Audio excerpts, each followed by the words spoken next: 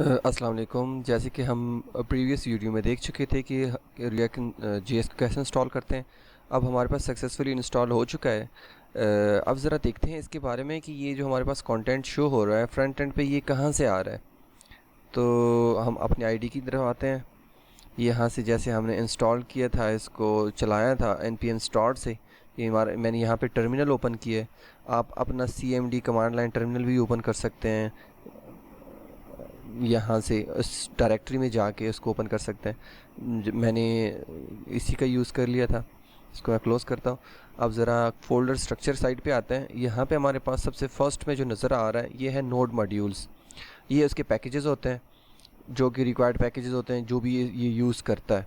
ये फर्दर जब कि आपके इसको एक्सप्लेन करेंगे तो आप लोगों को सही अंदाज़ा हो जाएगा। उसके बाद है हमारे पास पब्लिक का एक फ़ोल्डर है।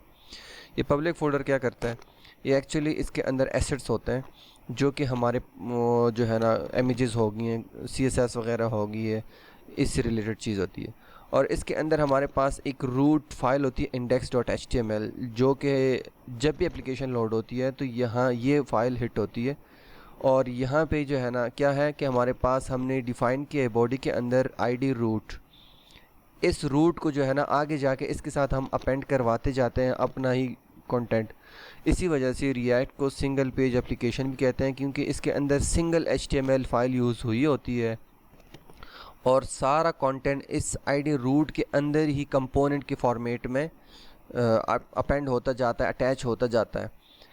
और उसके बाद ही जहाँ भी चेंज आती है वो रेंडरिंग करता है। तो ये कंपोनेंट क्या होता है ये आगे जाके हम एक्सप्लेन करेंगे। फ़िलहाल हम इसकी स्ट्रक्चर को देखते हैं।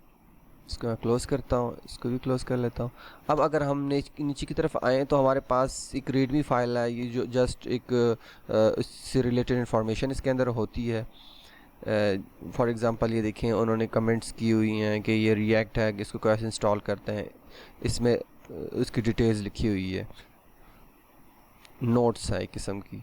अच्छा, इसको मैं क्लोज़ करता हूँ। इसके नीचे है हमारे पास package.json फाइल, जो कि बहुत इंपॉर्टेंट फ़ाइल है। इसके अंदर जितने भी पैकेजेस जो है ना डेवलपमेंट पैकेजेस होते हैं, डिपेंडेंसीज़ होती हैं, डेव डिपेंडेंसीज़ होती हैं, जो भी हमारे पास ये होती हैं, तो जैसे हम वहाँ पे npm इंस्टॉल करते हैं तो सबसे पहले वो देखता है डिपेंडेंसीज़ के अंदर कि कौन कौन सी डिपेंडेंसी उसने इंस्टॉल करनी है। अगर वो नोड मॉड्यूल्स के अंदर एग्जिस्ट नहीं करती, ठीक है, तो वो इंस्टॉलेशन स्टार्ट कर लेता है। उसके बाद है हमारे पास नेक्स्ट है स्क्रिप्ट के नाम से। और ये जो फर्स्ट सेकंड थर्ड है ये तो ऑलरेडी सेल्फ एक्सप्लेनेटरी है, इसकी ज़रूरत नहीं है समझाने की। अच्छा, स्क्रिप्ट जो है ना इसके अंदर है स्टार्ट है, बिल्ड है, टेस्ट है, इजेक्ट है। ये क्या करती है, जब भी हम लिखते हैं npm start तो ये स्क्रिप्ट को कॉल आती है और स्टार्ट में देखती है कि कौन से स्क्रिप्ट को चलाना है, तो उसने इसको एग्जीक्यूट कर देना होता है। ठीक है, तो हमारे पास एक जो है ना डेवलपमेंट बिल्ड वो स्टार्ट हो जाती है और हमें ब्राउज़र में शो होना शुरू हो जाती है, जो कि यहाँ पे ये है। ठीक है, उसके बाद से अगर हम इसके नीचे देखते हैं बिल्ड के नाम से है। फॉर एग्ज़ाम्पल आपने फ्रंट एंड की चेंजेस कंप्लीट कर ली हैं और आप उसको प्रोडक्शन के लिए रेडी करना चाहते हैं इस बिल्ड को, तो आप npm रन बिल्ड करते हैं। तो ये बिल्ड क्या करता है, उसकी बिल्ड फाइल क्रिएट कर लेता है। आपको फिर कंप्लीट हायरार्की जो है ना जितना भी कोड है ये अपलोड करने की ज़रूरत नहीं होती। ये आपको एक स्टैटिक जो है ना एक छोटी सी फाइल्स दे देती है जो कि जो है ना जेसन फॉर्मेटेड होती है, और आप उसको जो है ना अपलोड करते हैं सर्वर पे, तो वो होस्ट हो जाती हैं। इसके नीचे बाकी कॉन्फ़िगरेशंस की फ़ाइल है। इसके अंदर इतनी हमें जाने की ज़रूरत नहीं है, क्योंकि हमारा काम की जो चीज़ें हैं एक स्क्रिप्ट है और ये डिपेंडेंसीज़ हैं कि डिपेंडेंसीज़ को समझना ज़रूरी होता है। तो ये चीज़ें हैं। इसके बाद हमारे पास लॉग की फ़ाइल है, ये वही वाली डिपेंडेंसीज़ लॉग की फ़ाइल के अंदर होती हैं।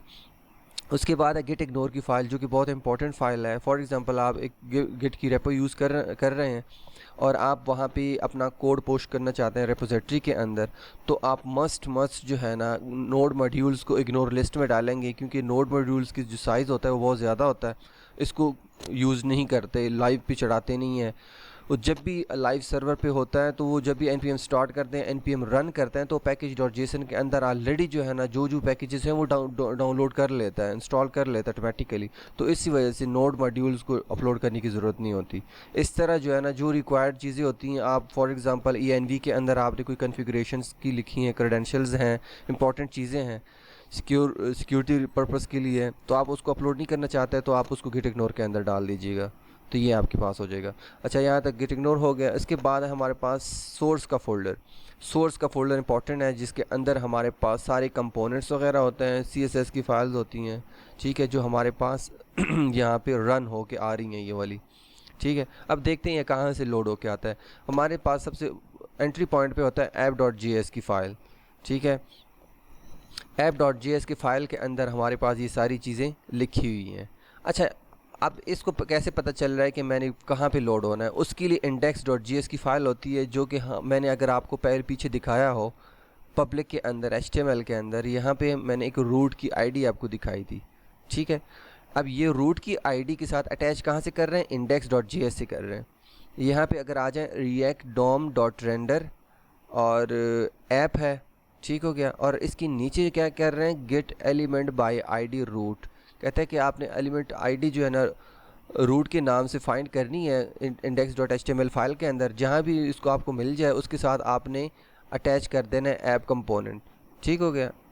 ये दैट्स इट। इसको मैं क्लोज़ कर लेता हूँ और इसको भी मैं क्लोज़ कर लेता हूँ। उसके बाद उन्होंने क्या किया है, app.js के अंदर उन्होंने अपना कंपोनेंट क्रिएट किया, फंक्शनल कंपोनेंट, और उसके अंदर ये सारी इन्फॉर्मेशन लिख दी है, ठीक हो गया। फॉर एग्ज़ाम्पल मैं इसके साथ लिखता हूँ लर्निंग रिएक्ट JS, सेव करता हूँ। अब जैसे मैं उधर से सेव करूँगा यहाँ पे ऑटोमेटिकली रिफ़्रेश हो जाएगा। ये देखें यहाँ पे लर्निंग रिएक्ट JS हो गया है। ये हॉट रीलोड होता है, ऑटोमेटिकली रीलोड हो जाता है, ठीक हो गया। अब नेक्स्ट हम देखते हैं इसके अलावा कि व्हाट इज़ कंपोनेंट्स। कंपोनेंट्स क्या होता है रिएक्ट के अंदर है।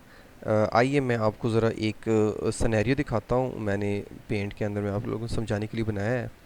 यहाँ पे देखें, हमारे पास हर वेब पेज के अंदर एक हेडर होता है, एक साइड बार होता है, कंटेंट होता है, मेन कंटेंट जहाँ पे कंटेंट नज़र आ रहा होता है, और एक फुटर सेक्शन होता है जहाँ पे उसकी रिलेटेड इन्फॉर्मेशन होती है, साइट की डिटेल होती है, ठीक है।